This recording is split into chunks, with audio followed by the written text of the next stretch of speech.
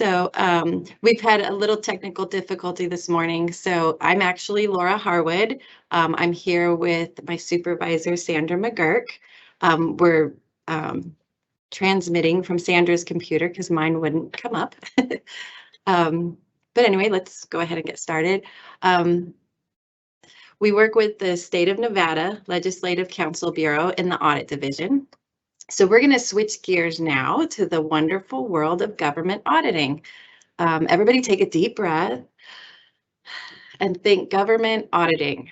Does that instill peaceful thoughts? Usually not so much. But after this session, hopefully you will have a better understanding of why we do what we do, how audits help your organization stay in compliance, and how your organization can be diligent in preventing fraud. So next slide. Yay, it's working.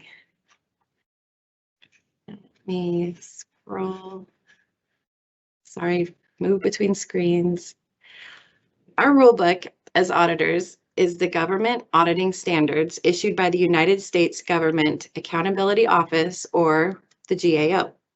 Government Auditing Standard 1.03 states, government auditing is essential in providing accountability to legislators, oversight bodies, those charged with governance, and the public. So our job as auditors with respect to boards and commissions is to ensure each board and commission complies with reporting requirements and to ensure reports provide accountability of financial conditions. I have to move between screens to... Thank you for your patience with me as I move between all these screens. So the purpose of this slide is to discuss the Executive Branch Division of Internal Audits, as their team also works with the boards and commissions. Many of you may be familiar with their audit team. My agency, again, is the Legislative Counsel Bureau Audit Division, or LCB for short. These are two separate agencies serving different branches of the government. The Division of Internal Audits conducts audits approved by the Executive Branch Audit Committee. The Division of Internal Audits also provides training and assists agency staff in developing internal controls. The standards for internal control in the federal government is another rule book we as auditors follow, and it is also issued by the GAO. According to the standards for internal control in federal government, internal control is a process effected by an entity's oversight body, management, and other personnel that provides reasonable assurance that the objectives of an entity will be achieved. Internal control is made up of plans, methods, policies, and procedures used to fulfill the mission, strategic plan, goals, and objectives of the entity. Internal control serves as the first line of defense in safeguarding assets. In short, internal control helps managers achieve desired results through effective stewardship of public resources. The Division of Internal Audits reviews an entity's internal controls and expenditures for adherence to state requirements. Some boards and commissions have very few staff, so implementing internal controls may be challenging. You all know who you are, right? The Division of Internal Audits could help with the development of internal controls. They may be able to assist or provide guidance for best practices. They might provide explanations regarding the state requirements and how to comply with them. The Division of Internal Audits would be a great resource for boards and commissions in terms of developing their internal controls. Let me move over to the next slide here. Now let's switch our focus over to the legislative branch and LCB audit, which again is the agency I work for. While the Executive Branch Division of Internal Audits is different from the LCB audit, the overall goal is to provide a system of checks and balances. So we work together to provide those checks and balances.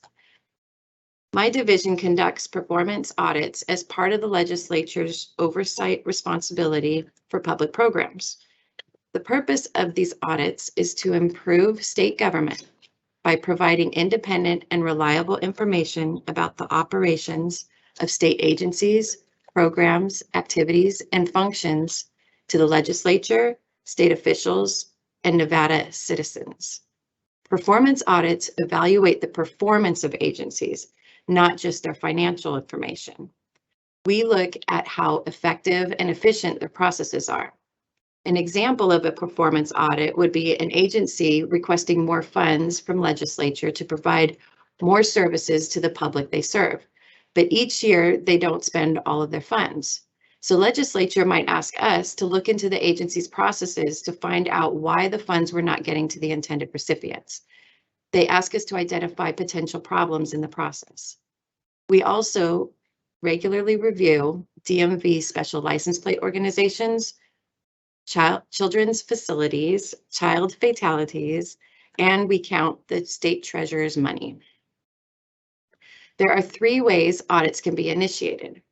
1, based on the schedule approved by the Legislative Commission, or 2, based on a specific request by the Legislative Commission, or 3, as mandated through legislation. While the review of the boards and commissions financials are not considered official audits by my agency, we are not performing audits. They would still fall in the category of mandated by legislation, and they are required by NRS. But we will talk about the NRS later. Let me move over to the next slide.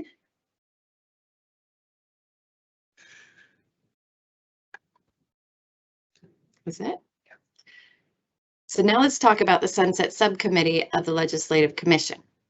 NRS 232B established the Sunset Subcommittee and requires the Sunset Subcommittee, that's a mouthful, to conduct reviews of boards and similar entities. The Sunset Subcommittee selects entities to review each interim, and they determine whether those entities should be continued, modified, consolidated, or terminated. This means the Sunset Subcommittee will ask boards and commissions to present information about their finances and operations during interim subcommittee meetings. Often, they will ask various questions and request additional information to help them understand how well the boards and commissions are functioning. Some of you may have already had the pleasure of attending and presenting information at the Sunset Subcommittee interim meetings. The Sunset Subcommittee may also request my agency to audit boards. In terms of boards and commissions, we work with the Sunset Subcommittee. This is how it works. The boards and commissions submit their reports to us. We complete our review, then we submit a report to the Sunset Subcommittee. So essentially, we support the Sunset Subcommittee when they have questions about the financial information of the boards and commissions. So now, why is fiscal oversight especially important for boards? There are 34 boards with budgets that are not included in the executive budget. The Governor's Finance Office Budget Division is responsible for producing a sound budget that meets the functional goals of the state of Nevada and the missions of the individual state agencies. It also provides direction to agencies concerning internal operations of state government and responsible budgetary oversight. Developing the governor's executive budget is a cooperative effort between the agencies and the budget division. When the executive budget is complete, it is presented to lawmakers. Nevada operates on a biennial budget cycle, which means a new operating budget must be enacted every 2 years. In between legislative sessions, the budget division monitors revenues and expenditures to ensure the state budget remains balanced, and they assist agencies in keeping their budgets in compliance. So, because those 34 boards are not included in the governor's executive budget, budgetary oversight for those 34 boards is reduced. There is a higher risk of weak internal controls for those boards because of this reduced oversight. Therefore, there is an increased risk in fraud.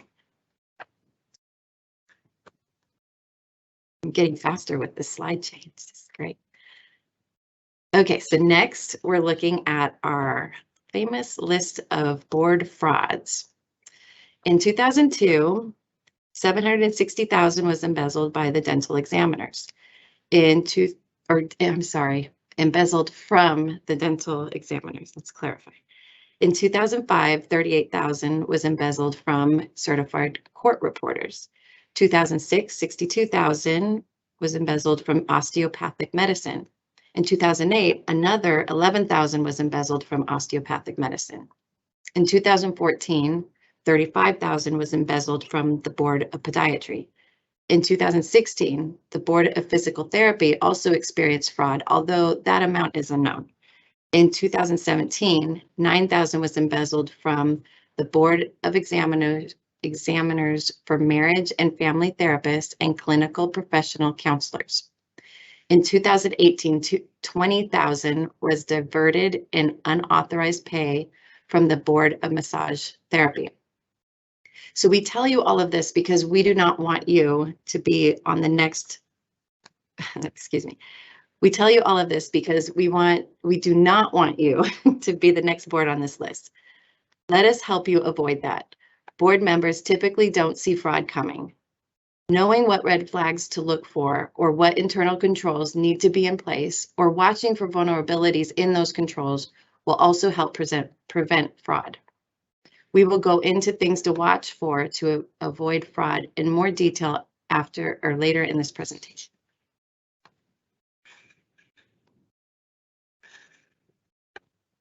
Okay, so now the audit requirements. To deter fraudulent activity, we have NRS 218G 400. Basically, the NRS states that an annual audit or other financial information is due December 1st to my office. More specifically, if the annual revenues of the board are more than $200,000 for the fiscal year, the board must engage the services of a CPA to audit their fiscal records and file a report of the audit with the legislative auditor on or before December 1st following the end of that fiscal year. If the revenues of the board are less than $200,000 for the fiscal year, the board can submit a balance sheet for the fiscal year, and it is still due December 1st. Regardless of how you report, the reports are all due by December 1st. We know we all get busy during the holidays, so everyone please put that on your calendar, December 1st. Also, please note, the reports can be submitted early. We send out reminder letters in July each year. If you have your records ready before December 1st, we are happy to review them early. If you submit them early and there are problems, early submission gives us more time to work with you to fix the problems before our report is due to the Sunset Subcommittee. Often when a report is submitted late, there is less time to fix problems, and more of those problems are memorialized in our report to the Sunset Subcommittee. This could be avoided with earlier submission.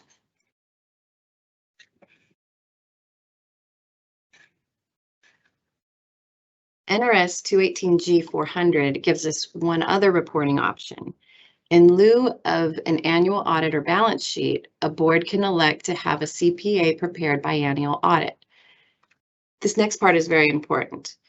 NRS 622-100 requires boards to submit and post quarterly disciplinary and regulatory reports on the Nevada Legislature website. We are going to discuss those reports in greater detail next. Boards that do not submit those quarterly reports will be required to have an annual audit. We, the LCB audit, review those disciplinary and regulatory reports to ensure boards are complying with statutory requirements. So if you file biannually or you file a balance sheet and you don't post those quarterly reports timely, you may be required to file an annual audit, which may be more costly for your board. So please remember to complete your quarterly reports. If you need help, the Legislative Help Desk contact information is available on the same page where you post your reports. All you have to do is click on Administrator Login, then Instructions. If you need any help, we are happy to help with that.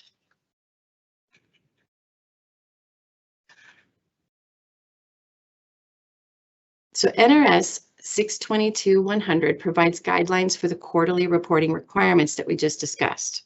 Per NRS 622-100, The information required to be submitted to the LCB by posting it to the LCB website is the following: the number of licenses issued, the number of applications received for licensure, applications rejected as incomplete, average number of days between rejection of an application as incomplete and resubmission of a completed application. And this list is continued on the next slide. Number of applications denied, reasons for application denial, number of applications reviewed on an individual basis, number of petitions received from potential applicants with a criminal history. So this item is if an applicant has a criminal history, they can petition the regulatory board to determine if their criminal history will disqualify them from obtaining a license. And the final required item is the number of disqualifications made for those petitioning with a criminal history and the reason for their disqualification.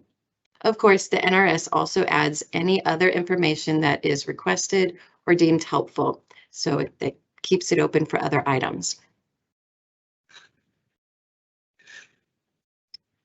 So now that we have presented the NRSs and reporting requirements, here are some suggestions for board members.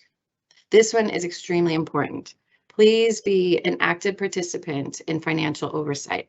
If anything seems funny or if you don't understand something, please ask about it. Follow up on findings in audit reports to ensure corrective action is taken. For example, your external CPA auditor is required to follow up and provide the status of any audit findings. So as board members, be proactive to ensure follow-up is completed and, more importantly, it's resolved. Internal control deficiencies are particularly important to follow up on as they increase the risk of fraud. Request copies of balance sheets and financial statements and ask questions. If you see large changes in amounts on the financial statements between years, ask why. Did someone's salary significantly increase while you thought the agency was trying to tighten up on expenses? Ask about things that seem funny.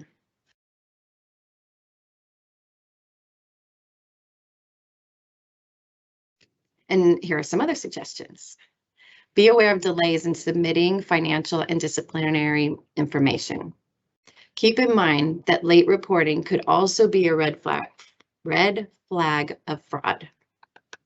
There was a situation with one of the boards where the executive director was delaying audited financial statements because they were covering up fraud by falsifying reports to the board. Try to plan ahead and ensure the deadlines are met. If late reporting is unavoidable, please let us know you will be late and when you anticipate submitting your reports. We are not able to give extensions on the NRS established due dates, but communication is very important. So we can then note on your reports the reasons that they will be late. Consider the risks associated with biannual audits. Fraud may be detected earlier with more frequent audits. Ask questions of board management and members and utilize available resources. There we go again with the ask questions.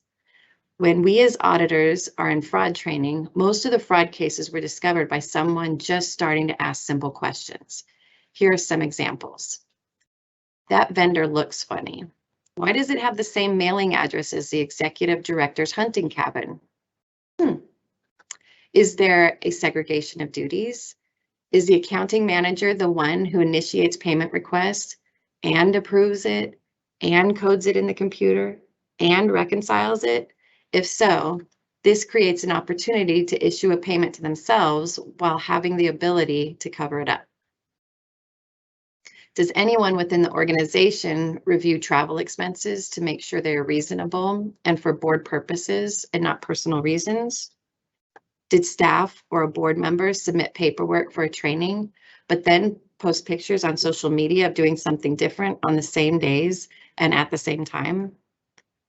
Are there any board issued credit cards? If so, who are they assigned to? Are receipts submitted by the cardholder to justify purchases? Has the credit limit been increased? If so, why? Is there an established process that is implemented to cancel board-issued credit cards immediately after the cardholder resigns or is terminated? Ask questions rather than assuming there is a good reason. Trust, but verify. Wouldn't it be better to ask those questions when fraud is small rather than letting it go and it get bigger? Or wouldn't it be better to ask the questions before it even becomes fraud? Asking questions along with sufficient internal controls helps us stay out of trouble. So this concludes my presentation. Does anybody have any questions?